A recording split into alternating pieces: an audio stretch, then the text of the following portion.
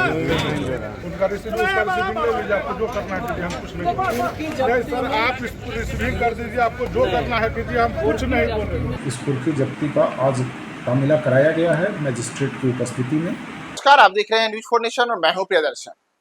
मोकामा के पूर्व बाहुबली विधायक अनंत सिंह के जानी दुश्मन कहे जाने वाले लल्लू मुखिया के घर पर आज पुलिस ने कुर्की जब्ती की है और इस कुर्की जब्ती के दौरान वहां कई चीजें देखने को मिली, जिसमें एक दौरान पुलिस के साथ लल्लू मुखिया के भाइयों की तीखी नोकझोंक भी हुई है। और इतना ही नहीं, इस पूरे मामले में जो बाढ़ के एसपी हैं उन्होंने भी बड़ा बयान दिया है।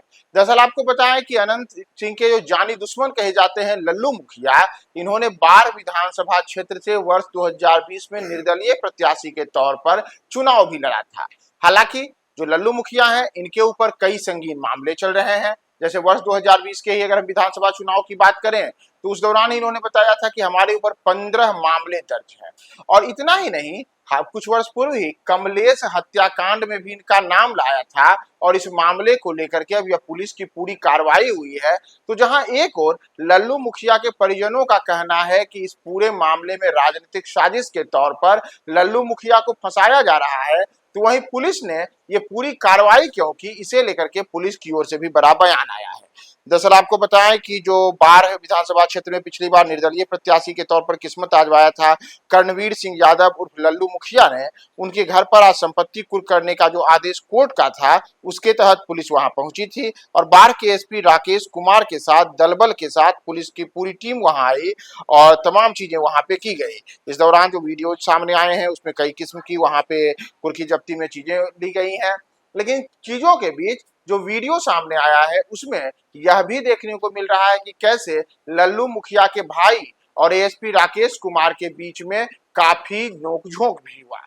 इतना ही नहीं, इस पूरे मामले में राकेश कुमार जो एएसपी बाढ़ हैं उन्होंने भी बड़ा बयान दिया है।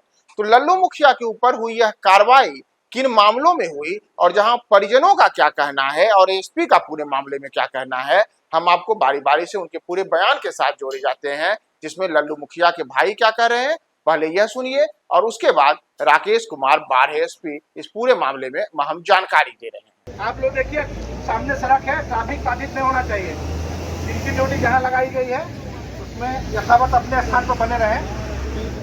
और आप लोग कृपया आपसे अनुरोध है कि न्यायालय के आदेश से कुर्की जब्ती की कार्रवाई की जा रही है।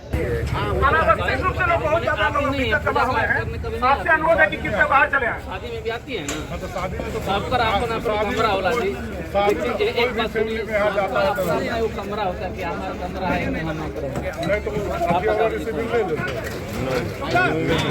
उनका रिसीविंग ले लीजिए, आपको जो करना है कीजिए, हम कुछ नहीं सर, आप रिसीविंग कर दीजिए, आपको जो करना है कीजिए, हम कुछ नहीं बोल रहे।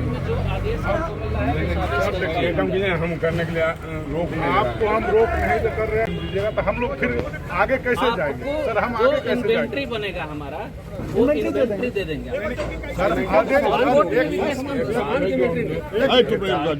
कोऑपरेट करेंगे सर, हम पूरा और कोऑपरेट लास्ट वर्ड में बोल रहा हूँ, हम लोग मदद करेंगे, बस जितना कोऑपरेट कीजिएगा। सर, इस कार्रवाई कुर्की का किया गया, ये बाढ़ थाना कांड संख्या 98/2023 एक हत्या का केस था, जिसमें अपराधनिकी अभियुक्त कर्णवीर सिंह यादव उर्फ लल्लू मुखिया इस केस के वांछित अभियुक्त थे, जिनके विरुद्ध माननीय न्यायालय से वारंट और इश्तेहार के उपरांत कुर्की जब्ती का आदेश निर्गत हुआ था और इस कुर्की जब्ती का आज तामीला कराया गया है मजिस्ट्रेट की उपस्थिति में और हम लोग विधिवत तामीला कर माननीय न्यायालय को इसकी सूचना देंगे। आज सुबह से एक बयान पीड़ित का वायरल हो रहा है सर, क्या कुछ बता रहे हैं कि राजनीति के तहत फंसाया गया ये वो, क्या कुछ? ये हम लोगों का ये कंसर्न नहीं है, जो न्यायालय का आदेश था हम लोग उसके आधार पर कार्रवाई किए हैं। अनुसंधान के दौरान जो साक्ष्य आया है उसके आधार पर उनके विरुद्ध आरोप पत्र समर्पित किया जाएगा।